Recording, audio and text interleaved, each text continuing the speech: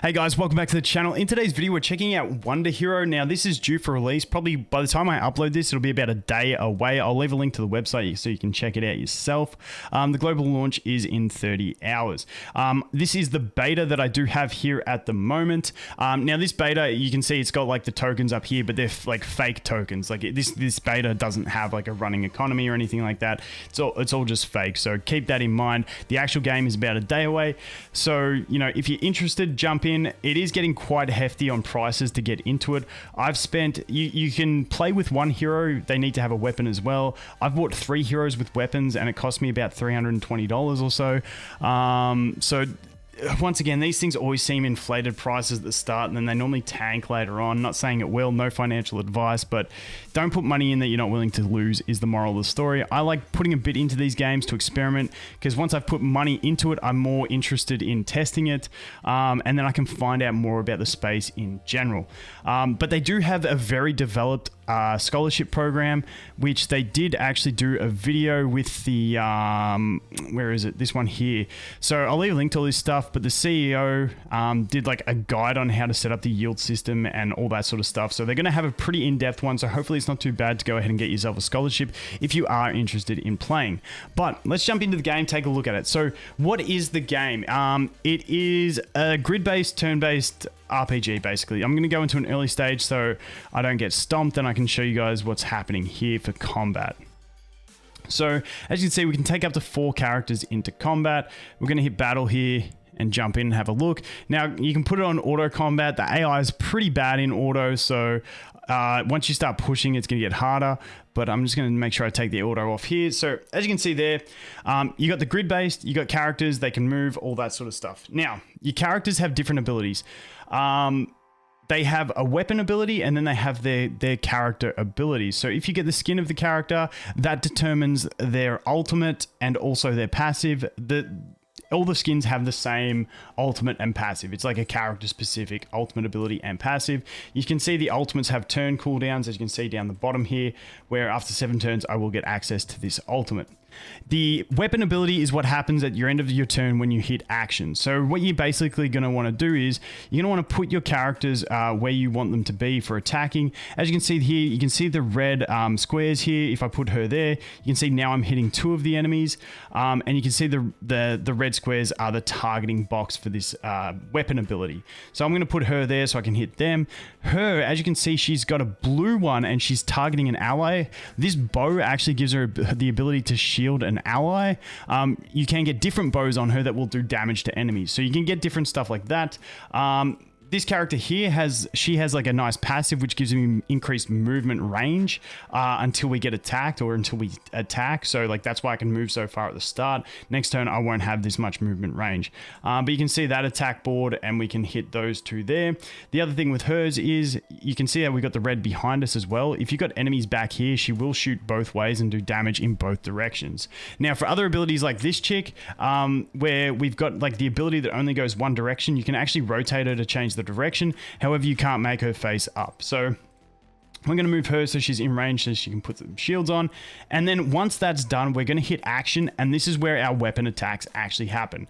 Now, this is something I wish it wasn't this way. I wish you could move a character, use their weapon attack, select the next character, move them, use their weapon attack. But unfortunately, you have to place them all at once, then hit action, and then it autos through all of their attacks. Like I said, I prefer these grid-based ones the other way when you do one character at a time and then like hit end turn. But, you know, all in all, it's not too bad. You can see that we just dropped here some defensive zones. That's going to increase the defense of our allies when they're standing on those defensive zones. And that is tied in, that's like a little passive tied into the weapon that she has there. So some interesting stuff going on there, but let's just go ahead and place it on auto. And then it's just going to run through and do it quickly for us. As you can see, the auto is pretty quick. We've got 2 times speed, all that sort of stuff. But that is the basics to combat. Honestly, it's not a bad combat system aside from that one change that I would make if it was my game personally. But you know, know, not too bad. So let's go ahead and do that. As you can see there, we got some of the HON token. And if I go back to the main screen, that HON token, I don't think it's on the market yet, so I don't know if you can tell how much it is. But if I move my head here, you can see in the bottom left corner, we've got, you know, the daily limit of what you can earn. Now, as you level up, I believe your daily limit goes up. I've got one WND, which is currently at about $1.24. Keep in mind, this is beta, so this might change. But that's like at $1.20-ish. So you can get 2 of that per day, which isn't too bad. Now, as you go further, I got one of those just from a campaign stage. You've got quests and stuff. Let's put my head back here. For instance, if you win 2 PvP matches, you can get 2 of them, and that's normally your daily limit. But, you know, you can also get them from other places. So as you level up, you can get some better stuff. Now, as we move past that, we have this assist page, which refreshes, I believe, daily. And basically, you just go ahead and beat all these stages, and it will give you like a chest reward that gives you some supplies. Then we do have the PvP. Okay, so just throwing this in editing, I just wanted to show you guys this. We've got the roadmap here, and the game was supposed to launch in December. It's now launching in January, but we have this launch WonderHero Arena. So I was curious on this. When I first recorded the video, I was pretty critical on the arena because when you go into it at the moment, and it will be at launch, I believe, it's just like you click battle, it randomly selects you an enemy, and then it's full AI on forced auto. You don't actually move your characters, and that really annoyed me. However, I did see the WonderHero Arena in the roadmap, so I went over the Discord. The mods were in the newbie chat, and I just said, hey, are we getting a real-time arena? And they said that will be implemented. It's not ready for the launch, but it will come, which I think is a really big feature that they've really got to like put a disclaimer on there, because a lot of people will go into that arena, see that it's auto, and just be like, check out, like, because it's really frustrating. But the fact that they do have a real-time arena coming is actually really nice. Because like I said, at the moment, you just queue, you get someone, the AI does its thing. You don't even get to choose who you battle, anything like that. It's just random. Auto takes over and that's it. But if we do get a real-time arena, I think this could be really fun for the game. Now, I did dig deeper trying to see, ask them if it was going to be like unlimited battles per day where you could just keep trying to climb the ladder, which I hope it would be. I also did ask if it was going to have balanced stats, but I didn't get any answers out of them on those 2 things. For me, balanced stats I really like in a PvP. I feel like these games really benefit off having 2 PvP modes, one being like if it was both real time, one being balanced stats. So literally all you need is the character and the weapon so that you can get the weapon skill. And then away you go, all the stats are predetermined, like that character has a predetermined set of stats, that weapon has a predetermined set of stats, and it's same for everyone as long as you have that character and that weapon. And then it's good to also have a whale mode where all your level upgrades, your skin upgrades, your weapon upgrades, your armor upgrades, they all count, because then that does add incentives, like extra incentive for people to keep upgrading to compete in that sense and earn those rewards. But I do like having the 2, so we'll have to wait and see how it goes. But I just wanted to talk about that briefly because I did see it after I recorded the video, so I just wanted to make an adjustment to the video for that. Now, as we move past Arena, we do have Infinite War. Now, this is a really cool game feature, but it's a very poorly rewarded, incentivized, it would be the word. So this one is basically when you jump in this, you get random heroes. So the heroes that you have don't matter. You just get random ones.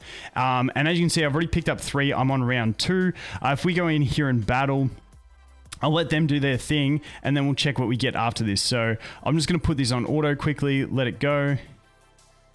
And then hopefully we finish this one off fairly fast.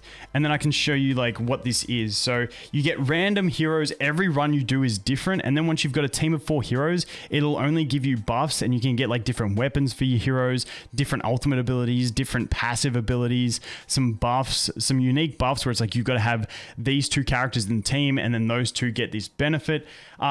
But yeah, it's a really, really cool game mode. I really love these game modes, and they're quite fun. Now, you can do this game mode 3 times per week, and you just try and get as far as you can. It's like an infinite trial where there's infinite levels, and you just got to get as far as you can.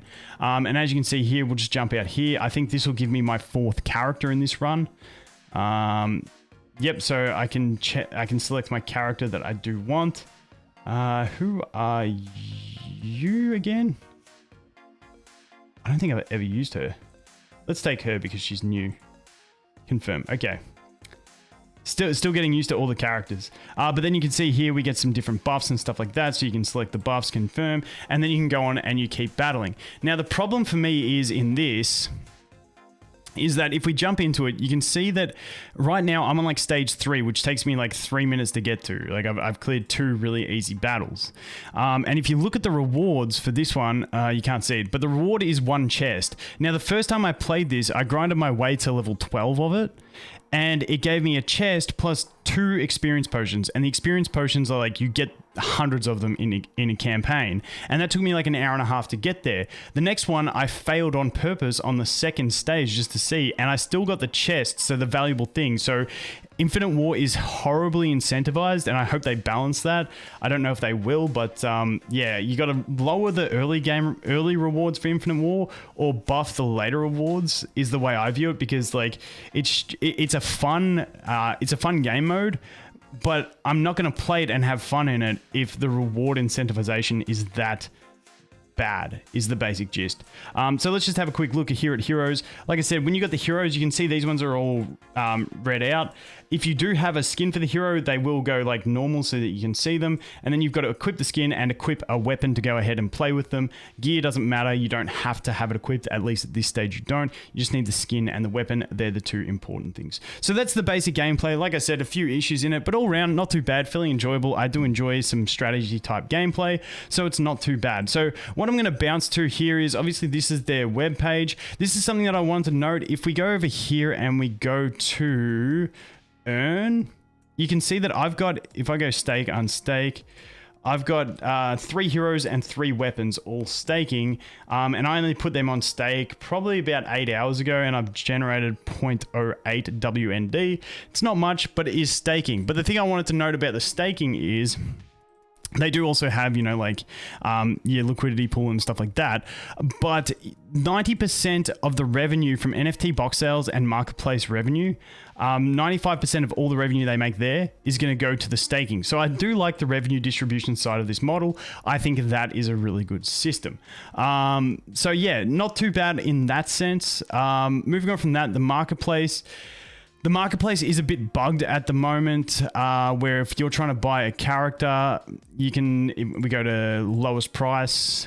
You'll see here, if I click on this one, it's not actually there for sale. There's no sale button. The actual floor for her is this one here at $150 for a 3-star.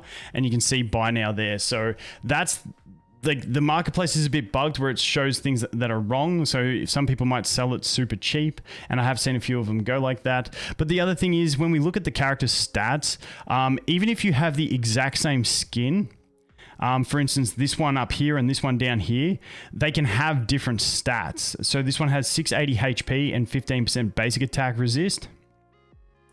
680 HP and 15%, and this one has 920, 60 defense, 7.2 resist, ultimate resist. You can see, like, it's the same skin, but it does have different stats. The thing about the skins is that if you've got a 3-star skin, it can only be upgraded 10 times, 4-star 20 times, and then 5-star is 30 times. So that's the sort of stuff. And like I said, if you want to play, they should have a scholarship system, so hopefully you can get in with that. But if you do want to buy characters, you got to buy the weapon as well to be able to use them in game. You can play the game with 1 character and 1 weapon, but make sure the weapon is specific to that character, and away you go. So for instance, if we go over here, the other thing that I think was a really bad design, I just think, I don't know what the team behind this game is thinking. They make some really weird decisions.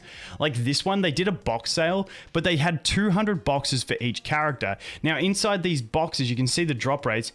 You're going to have a skin, a weapon, and 3 pieces of equipment. And you can see, like, you've got a 5% chance of getting like the 5-star skin, the yada yada weapon, all that sort of stuff. So you can see the different rates on this stuff. But the stupid thing to me, and this may be just my personal opinion, but it's like, you can see what's happened. The 3 most overpowered characters sold out instantly, and all the other ones don't sell. To me, the better way to do it would have been to have 2,000 boxes, because there's 10 different characters, 200 boxes each. So 2,000 boxes.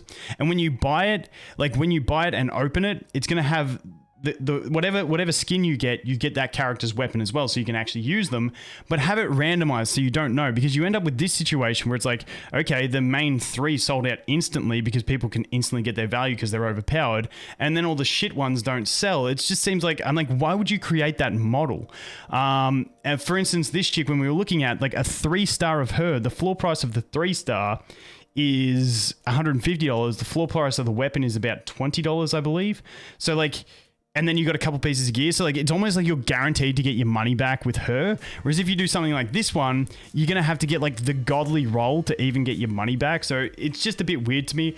But besides that, that's pretty much the gist of what I wanted to look at. They have teamed up with like Merit Circle and stuff. Merit Circle, I think, bought $300,000 worth of NFTs. So they're going to have scholarships running and stuff like that. So, you know, keep that in mind. Like I said, scholarship system's there. Don't dump money in if you're not willing to lose it. I put my 300 and whatever bucks in. So if that goes, that goes. We will see how we go. However, if we go to my account here again, my chick that I bought here, Purity Rights, which was that one that we were looking at with the 150 floor, I think I bought her for 92 about 2 days ago. So I'm up on that if I sell now, but because I'm stupid, I'll hold on and play the game, and then everything will dump, and then I'll be worth nothing. But hey, I had 10 minutes of fun doing it. So anyway, guys, that is WonderHero. It was it was on the Cedarify launchpad, which, you know, a lot of people of influence are in Cedarify for the big gains on the IDOs. So I don't know, maybe it gets pumped well because they're trying to pump their bags in a down market and get something up. I don't know when the unlocks are. Who knows? Wait and see. No financial advice, but yeah, I'll play this tomorrow and see how we go. Anyway, thanks for watching. Hope you have an awesome day, and I look forward to seeing the next one. Cheers.